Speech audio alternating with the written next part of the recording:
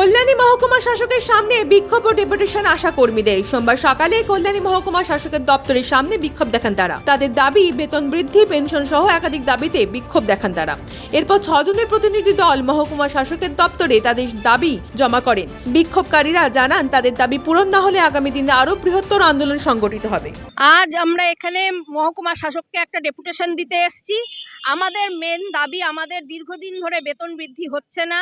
আমরা কন্ট্রাকচুয়াল হিসেবে কাজ করে যাচ্ছি দীর্ঘদিন ধরে। আজকে আমরা 18-19 বছর ধরে কাজ করছি কন্ট্রাকচুয়াল হিসেবে। আমাদের দাবি, আমাদেরকে পৌর স্বাস্থ্যকর্মী, সরকারি স্বাস্থ্যকর্মী স্বীকৃতি দিতে হবে। আমাদের বেতন বৃদ্ধি করতে হবে। ন্যূনতম সরকার ঘোষিত, আমাদের রাজ্য সরকার ঘোষিত যে ন্যূনতম দক্ষ শ্রমিকের বেতন রয়েছে 15,000 টাকা, সেই দাবিটা আমরা রেখেছি। আমাদেরকে সেই 15,000 টাকাটা দিতে হবে এবং আমাদের ইনসেনটিভ যেগুলো দেওয়া হয় সেগুলো ভাগে ভাগে দেওয়া হয়। আমরা কোনটা কি পাচ্ছি, কখন পাচ্ছি, কোন বুঝে উঠতে পারছি না।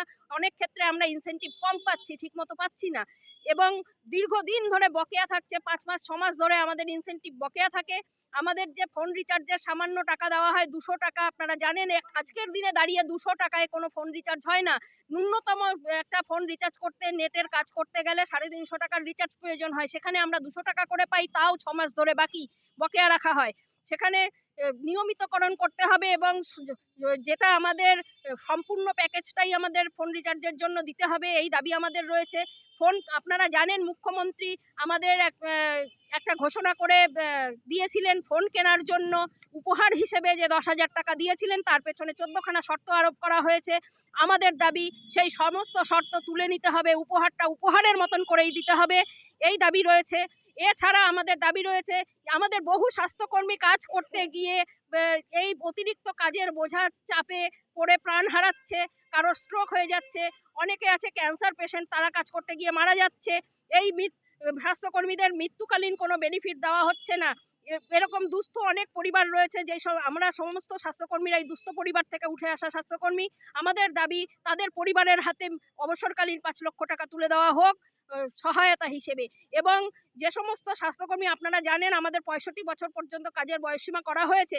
আজকের দিনে দাঁড়িয়ে 40-50-এর পর থেকেই অনেকেই কর্মক্ষমতা হারিয়ে ফেলছে, বিভিন্ন সমস্যায়, শারীরিক সমস্যায় ভুগতে হচ্ছে।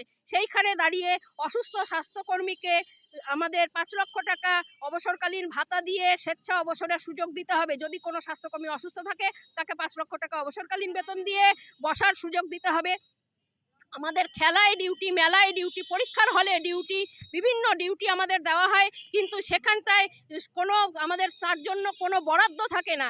এবং শুধু বরাদ্দ কেন বলছি, একটু চা বা টিফিন পর্যন্ত থাকে না।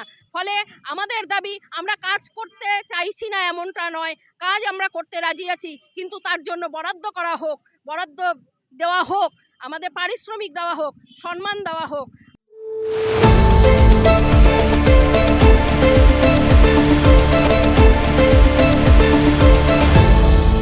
আপনারা দেখছেন এই বেলা বাংলা, শিরোনামে সবার আগে।